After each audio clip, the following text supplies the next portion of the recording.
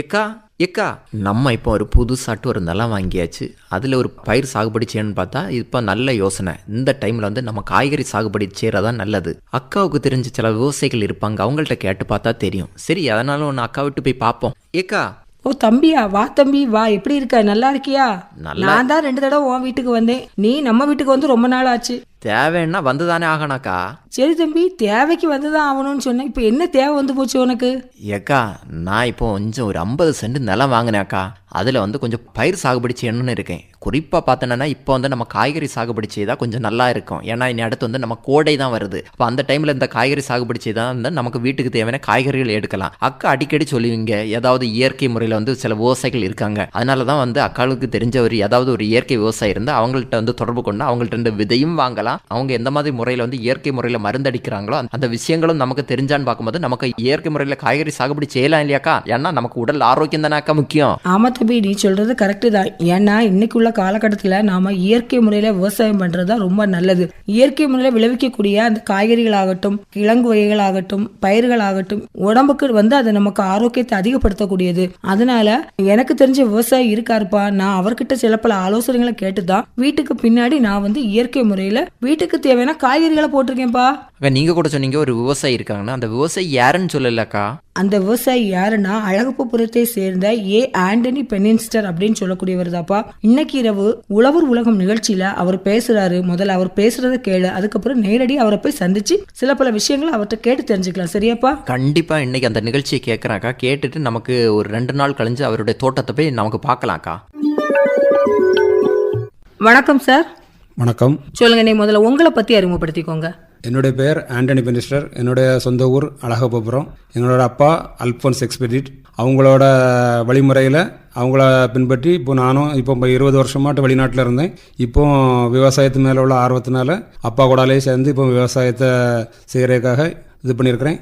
பழைய காலங்களில் வந்து இயற்கை முறையிலே செய்ததில் நல்லா இருந்து, இப்போ உள்ள காலங்களில் வந்து செயற்கை கட்டாய தேவையாக இருந்தது. ஏன்னா பூச்சிகள் அப்புறமா நோய்கள் இது எல்லாமே வந்து பழைய காலத்துக்கும் இப்போ உள்ள காலத்துக்கும் நிறைய மாற்றங்கள், படிப்படியான பரிணாம வளர்ச்சி காரணமாட்டு பூச்சிகளோட வளர்ச்சியும் ஜாஸ்தி ஆகிடுச்சு. அப்போ அதை கட்டுப்படுத்துறதுக்காக நாங்கள் பூச்சி மருந்துகள்லாம் பயன்படுத்திட்டு இருந்திருந்தோம். ஏன்னா அந்த செயற்கையாட்டு வாங்குகிற மருந்துகளோட விலைகள் வந்து விவசாயிகளுக்கு கட்டுப்படியாகிற விலையில் இல்லை.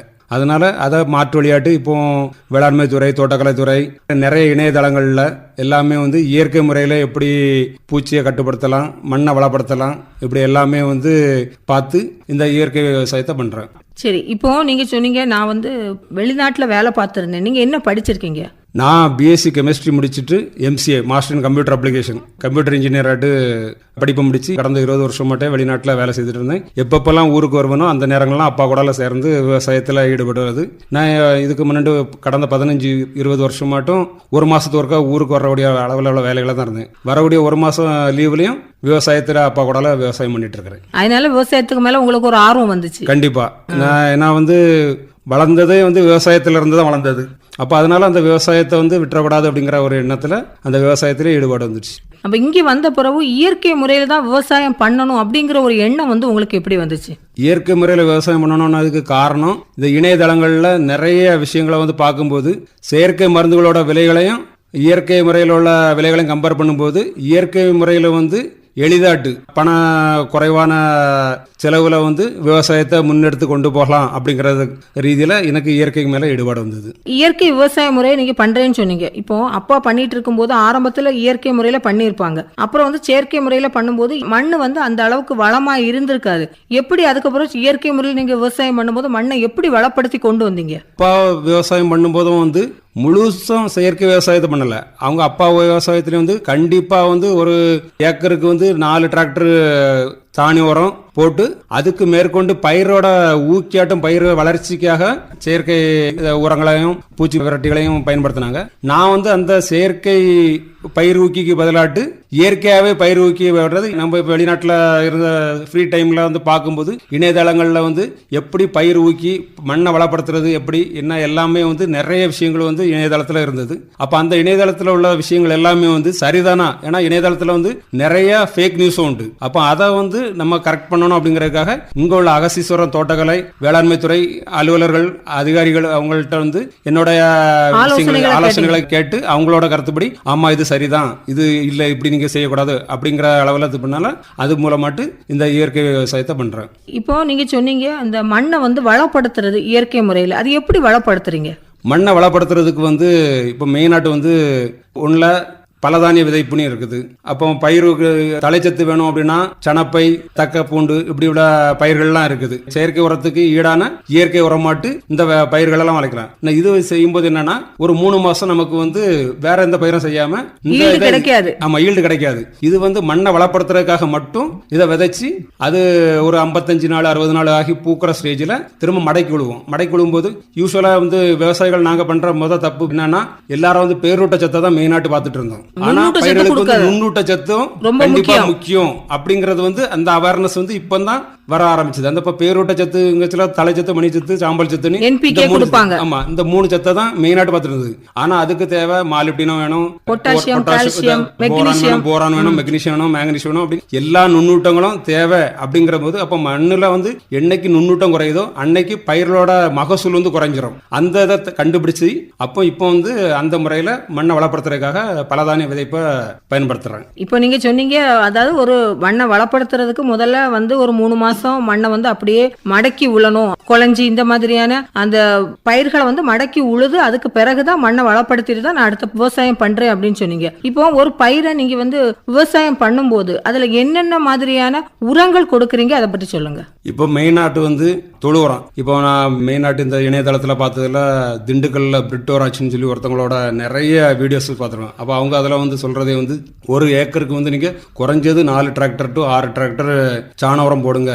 அந்த அடிவரம் போட்டுட்டாலே உங்களுக்கு வந்து மீதி அதுக்கு பிறகு உள்ள இதெல்லாம் அப்படின்னு சொல்லிட்டு நிறைய இதுன்னு அப்போ அதை வந்து இங்கே உள்ள அதிகாரிகள்ட்டையும் வந்து டிஸ்கஸ் பண்ணணும். இது அவங்க இப்படி பார்த்ததுல இது வந்து சரிதானா என்னங்க. அப்போ அவங்களும் ஆமா நீங்க அதே மாதிரி அடிவரம் போட்டுட்டு அதுக்கப்புறமா விதை நேர்த்தி வந்து கட்டாயம் ரொம்ப முக்கியம். இப்போ அது வாழை பயிர்னாலும் சரி, நெல்லுனாலும் சரி, எந்த ஒரு பயிர்னாலும் விதை நேர்த்திங்கிறது வந்து கட்டாய தேவை. அப்படி அந்த ரீதியில அந்த விதை நேர்த்தி பண்ணும். இப்போ மண்ணை வளப்படுத்திட்டோம், மண்ணில் வந்து இப்போ மடக்கி விழுது எடுத்து எல்லாம் ரெடி ஆக்கிட்டோம் அப்படின்னா அடுத்த ஸ்டெப் பாட்டு விதை நேர்த்திக்கு நாங்கள் என்ன பண்ணோம்னா இப்போ வாழைக்கண்ணு எல்லாம் வந்து வாழைக்கிழங்குல வந்து ஏதாவது நோய் தாக்கங்கள் இருக்காங்கிற விஷுவலா பார்த்துட்டு அந்த நோய் தாக்கங்கள் எதுவும் இல்லை அப்படிங்கிற ரீதியில அப்புறம் மேற்கொண்டு நோய் தாக்காமல் இருக்கிறதுக்காக சூடோமோனஸ், அது இயற்கையான சூடோமோனஸ் வந்து ஒவ்வொரு இதுவும் சாண உரத்துல கலந்து கிழங்கு பகுதியை ஃபுல்லா பேஸ்ட் மாதிரி போட்டு காய வச்சு அதுக்கு பிறகு நடவு செய்து அப்போ இது பொழுது நமக்கு வேர் பூச்சிகளோட தாக்கங்கள் குறையும். அதுக்கு பிறகு பாஸ்போ பாக்டீரியா அப்படிங்கிறது இப்போ நமக்கு வந்து உயிர் உரம் கிடைக்குது. அப்போ அதை வந்து உரத்துக்கூடால கலந்து அதை போடுறது. வேம்னி சொல்லிட்டு பயிர்கள் வேறு பூச்சிகள் அப்படி உள்ள விஷயங்களெல்லாம் பார்த்து அப்படி போட்டுங்கிறனால இந்த பயிர்களுக்கு வந்து நோய் தாக்கங்கள் இப்போ குறைவா இருக்குது. மண்ணை வளப்படுத்தி முடிஞ்சதுக்கு பிறகு விதை நேர்த்திங்கிறது ரொம்ப முக்கியம். நீங்க இதுக்கு பிறகு பயிரை நம்ம வளர வச்சுட்டோம், வளர வச்ச பிறகு பயிருக்கு வளர்ச்சி ஊக்கின்னு ஒண்ணு கொடுக்கணும். அதுக்கு நீங்க என்னென்ன மாதிரியான வளர்ச்சி ஊக்கிகள்லாம் கொடுக்குறீங்க?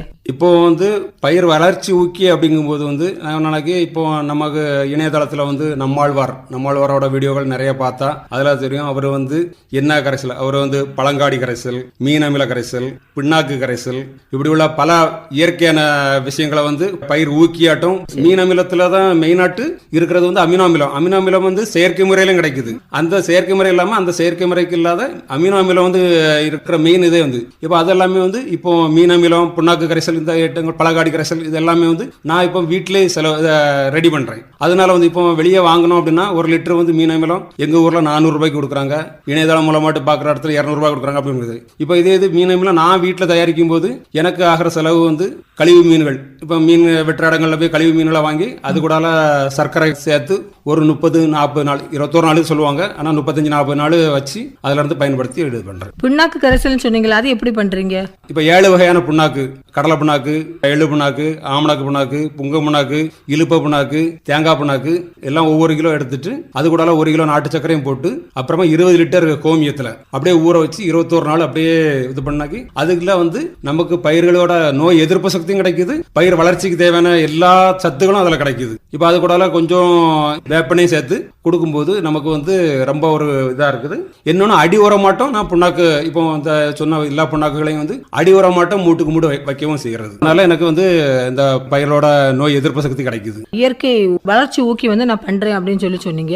இதை தவிர பூச்சி விரட்டிகள், அதாவது நம்ம பூச்சிகளை விரட்ட தான் வேணும், கொல்லக்கூடாது. ஆனா நம்ம கெமிக்கல் பூச்சி கொல்லி மருந்துகள் அடிக்கும் போது அந்த பூச்சிகள் வந்து இறந்து போயிடுது. நீங்க வந்து இயற்கை பூச்சி விரட்டிகள் நான் பயன்படுத்துறேன்னு சொன்னீங்க. என்னென்ன மாதிரியான இயற்கை பூச்சி விரட்டிகள் பயன்படுத்துறீங்க? இப்போ பூச்சி விரட்டியில வந்து எப்படின்னா அஞ்சில கசாயம்னு சொல்லிட்டு ஒரு ஐட்டம் இருக்குது. அதுல வேப்பலை, நொச்சி இலை, ஆடாதோட அப்படி உள்ள ஒரு 5 விதமான இலைகளை வந்து மாட்டு கோமியத்துல வந்து ஊற வச்சு 15 நாள் கழிச்சு நம்ம எடுத்து ஸ்ப்ரே பண்ணும்போது அது வந்து மெயினாட்டு வந்து பயிருக்கு தீங்கு செய்யற பூச்சிகளை வந்து அந்த இது பண்ணும். அதே மாதிரி வேப்பெண்ணெயை வந்து சோப்பு கரைசல்ல மிக்ஸ் பண்ணி அடிக்கும்போது அந்த வேப்பெண்ணெய் வந்து மெயினாட்டு இந்த பூச்சி கொல்லி பயிருக்கு தீங்கு செய்யற பூச்சிகளுக்கு மேல வந்து ஒரு மெழுகு படல மாதிரி இருக்கும். அதுதான் அதுல வந்து சேஃபாட வருது. அப்போ நம்ம இப்போ இந்த வேப்பெண்ணெய் கரைசல் அடிக்கும்போது வந்து அது பெனிட்ரேட் பண்ணி மெழுகு படலத்தை கரைச்சி விட்டுரும். கரைச்சி விடும்போது அதனால வாழ முடியாது, அந்த வெயில் பட்ட உடனே அது செத்துறது. அதனால அப்படி உள்ளது. இந்த கரைசல்கள் எதுவுமே வந்து பயிருக்கு நன்மை செய்யற பூச்சிகளை எந்த தொந்தரவும் பண்ணாது. பயிருக்கு தீமை செய்யற பூச்சிகளை மட்டும் தான் இந்த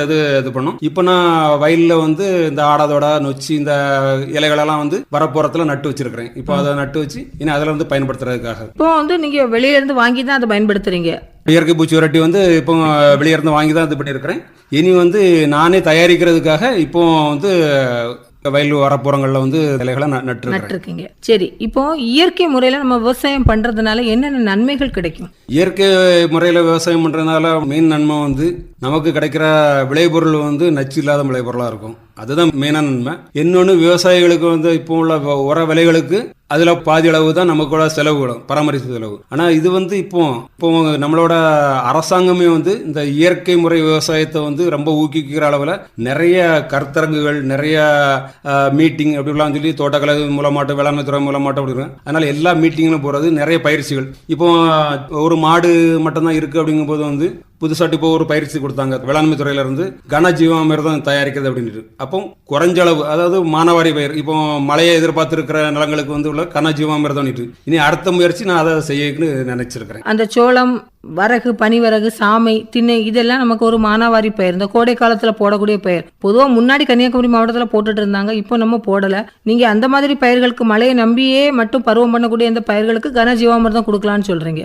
அதுல அந்த கனஜீவாமிர்தத்துல வந்து நுண்ணுயிர்கள் வந்து ஒரு சமாதி நிலையில இருக்கும். எப்போ அதுக்கு மேல தண்ணி படுதோ அந்த நேரத்துக்கு உயிர்ப்பு வந்து அந்த மண்ணை வந்து வளமாக்கும். அவங்க கொடுத்தது வந்து இந்த மானாவாரி பயிர்களுக்குள்ளாக மெயினாட்டுனாங்க. ஆனா எனக்கு வந்து இப்போ கனஜீவாமிர்தம் நமக்கு தண்ணி உள்ள இடங்கள்லயும் வந்து அந்த கனஜீவாமிர்தம் பயன்படுத்தினா ஒரு டிராக்டர் உரம் பயன்படுத்துற இடத்துல 50 கிலோ டு 100 கிலோ உரம் போதும் அப்படின்னு சொல்லியிருக்காங்க. அப்போ எனக்கு இன்னும் வந்து இந்த தொழு உரத்தோட விலைகளை கம்மி பண்ணுது. அதனாலவும் நீங்க இதை பயன்படுத்துறீங்க. இப்போ நீங்க வந்து சொன்னீங்க நான் சில பல பயிற்சிகள் எடுத்துக்கிட்டேன்னு சொன்னீங்க. என்னென்ன மாதிரியான பயிற்சிகள் எடுத்துக்கிட்டீங்க? இப்போ இங்க தோட்டக்கலையில இருந்து அப்பப்போ விழிப்புணர்வு பயிற்சி. இப்போ தென்னையில வந்து பூச்சி கட்டுப்பாடு எப்படி பண்ணலாம், வேர் பூச்சி எப்படி கட்டுப்படுத்தலாம், அடுத்து மரவள்ளி கிழங்குல வந்து மாவு பூச்சி, மீலி பக்குன்னு சொல்லுவாங்க, மாவு பூச்சியை கட்டுப்படுத்துறது எப்படி அப்படின்லாம் உள்ள அதெல்லாம் வந்து அதுக்கு என்ன முறையில இயற்கையான முறையிலையும் எப்படி கட்டுப்படுத்தலாம், செயற்கை முறையிலையும் கட்டுப்படுத்தலாம். 2 விதமான பயிற்சி. அப்போ எது நமக்கு வந்து பீசிபிள்னு பார்க்கும்போது விலை குறைபாட்டு வந்து இயற்கை முறையில